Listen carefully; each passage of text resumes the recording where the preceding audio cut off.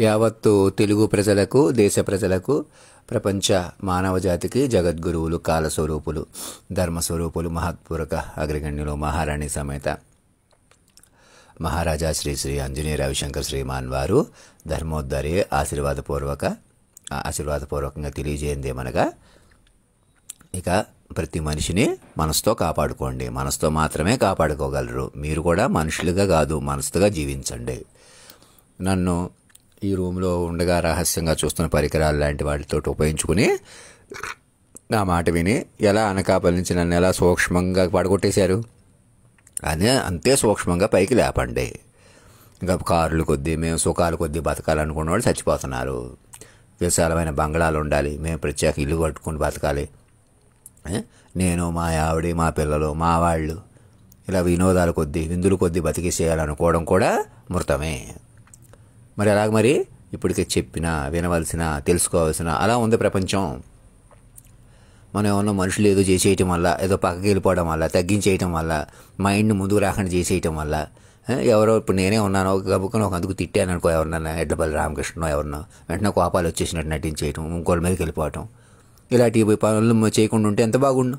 అనకాపల్లిలో కానీ ఇప్పుడు కానీ ఇక్కడ కానీ మాట అనుకోవడం వేరు, మీరు మనుషులుగా డ్యామేజ్ చేసేయటం వేరు. మళ్ళీ వెనక్కి వస్తుందా ఒకసారి ఆలోచించుకోండి. ఇప్పటికైనా మాట అనుకోండి, సగం తిట్టుకోవచ్చు, వాళ్ళు తిట్టుకోవచ్చు, రేపు మళ్ళీ కలుసుకోవచ్చు, అది ఇంకా నష్టం లేదు ఈ రోజుల్లో.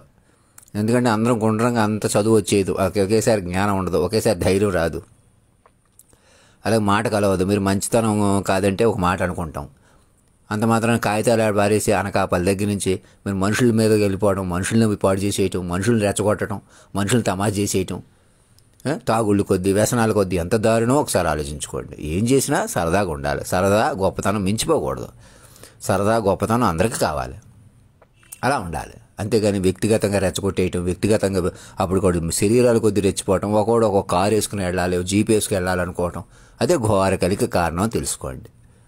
అవి మృతకే జీవితం అంటే అదే, ఆనందించేయాలి, అదే పొరపాటు. మనసు పంచుకోవాలి, మాట పెంచుకోవాలి. ఎలాగా ఏ మనసు మాట, ఆ మనసులో మాటలో ప్రేమలు ఎక్కడ పెంచుకుంటాం, మనుషులు అలాగే ఉంటారు.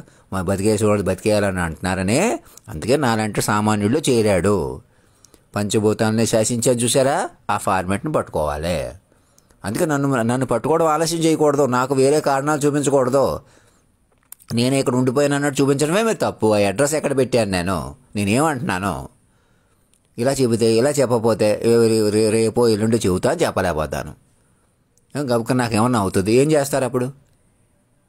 అందుకే నా ఫోటో పెట్టేసుకోండి. మనిషి కొద్దు చూడొద్దంటాను. అందుకే నేనే కావాలని చచ్చిపోదామని బతికేద్దామని మనం అనుకోం, అలాగా ఎవరో అనుకోరు, అలాగా మన చేతిలో ఉండదు అది. ఎవరినో చంపేద్దాం, మనం బతికేద్దాం, ఇలాంటి ఆలోచన కూడా సరదా కూడా చేయకండి.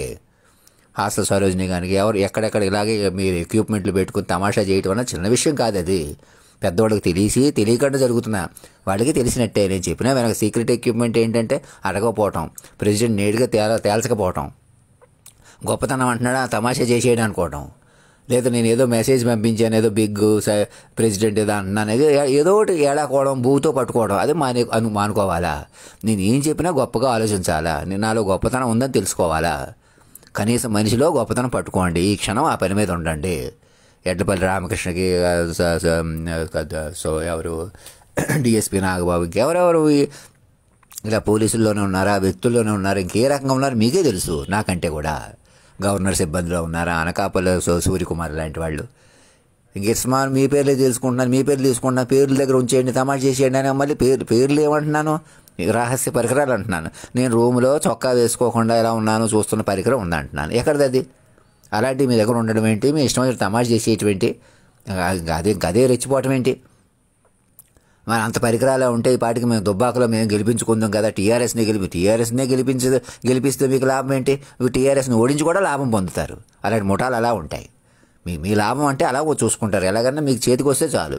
మీకు చంద్రశేఖరరావునే ప్రోత్సహించాలని ఏం లేదు. కావాలంటే చంద్రశేఖరరావుని ఓడగొడతారు, మీ చేతిలో ఉండాలనుకుంటారు.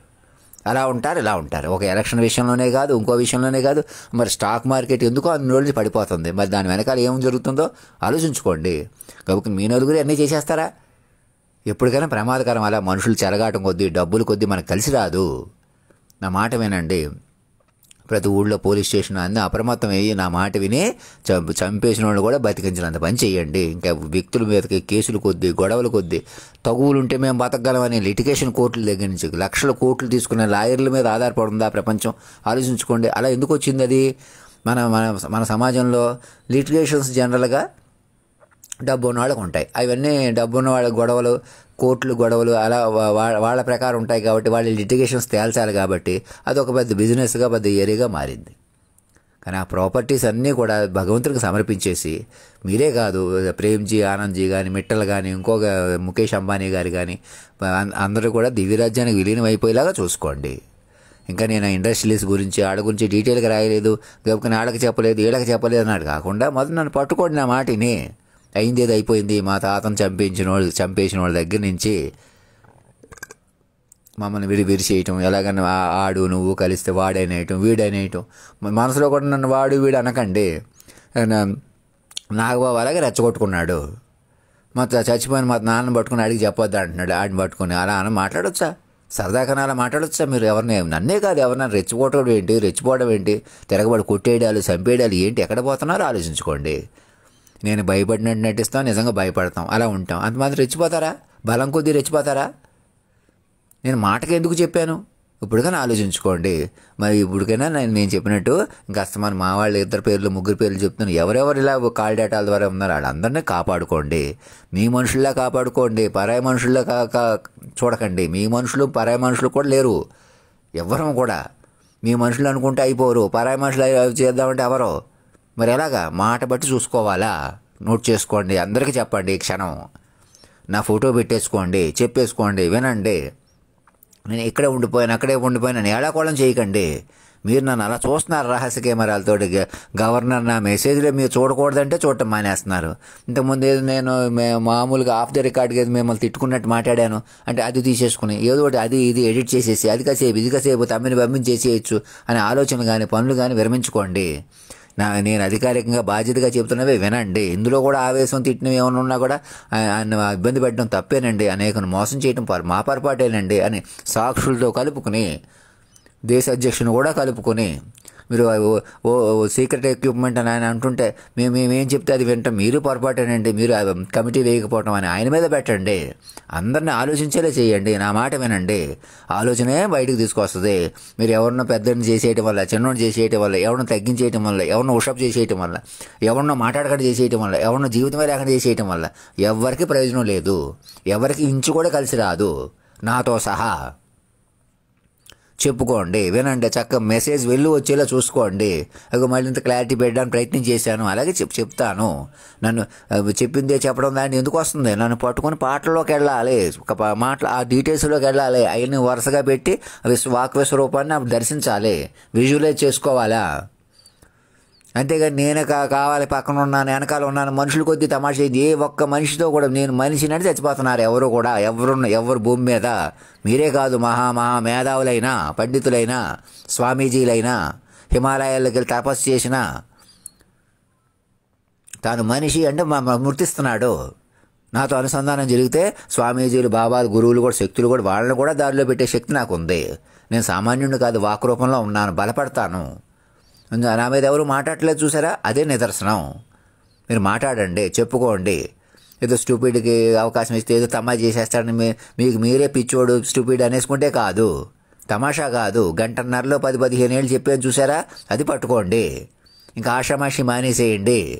నా మాట వినండి. గవర్నర్ని ముందు కమిటీ వేసి ఈ క్షణం ఇప్పుడు కూడా ఇప్పుడు 8 అయిపోయినా 9 అయిపోయినా కూడా గవర్నర్ ఇప్పుడు కదలొచ్చు, ఆన్లైన్లో ఇప్పుడు కదలొచ్చు. ఎందుకంటే మీరు తర్వాత చూద్దాం, ఏదో చేద్దాం అన్నట్టు ఉండకూడదు. ఆన్లైన్లో కనెక్ట్ అయిపోతేనే మనం కనెక్ట్ అవ్వగలం. నేను ఎక్కడికో వెళ్ళి ఎవరికో మీరేదో చేసి, మీరేదో చెప్పి, ఎవరినో ఏదో చేసి, ఆ పక్కకు లాగేసి, వెనకకు లాగేసి అలాంటి పనులు మానండి.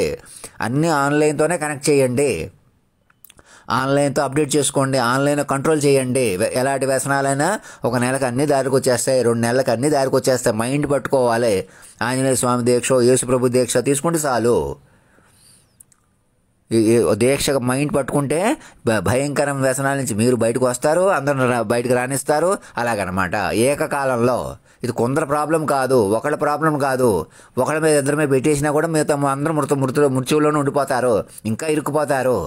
నేను ఉండగానే బయటకు వచ్చేయడం తెలివైన పని. ఎందుకంటే ఇది చెప్పుకోవడం వినాలి ఎప్పటికైనా. ఇప్పుడు కనెక్ట్ అవ్వాలి. ఇప్పుడు కనెక్ట్ అవ్వడమే కాకుండా చెప్పుకోవడం వినటం వల్ల బయటకు వస్తారు. తర్వాత ఏదో చెబుతాం, మేము ఏదో చేస్తామంటే లేదు, భిన్నంగా వెళ్ళిపోతున్నారు, మృతంలో కొనసాగుతున్నారు. మృత ఫార్మెట్ అది. నాతో సజీవ ఫార్మెట్, లైవ్ లివింగ్ ఫార్మెట్ అంటే అర్థం ఏంటి? ఆలోచించండి. ప్రధానమంత్రి గారిని, రాహుల్ గాంధీ గారిని అందరూ ఆలోచించేలా చేయండి. ఇద్దరు ముఖ్యమంత్రులు అలర్ట్ అవ్వండి, ప్రతిపక్ష నాయకులు అలర్ట్ అవ్వండి. నేను చెప్పినట్టు చేయండి.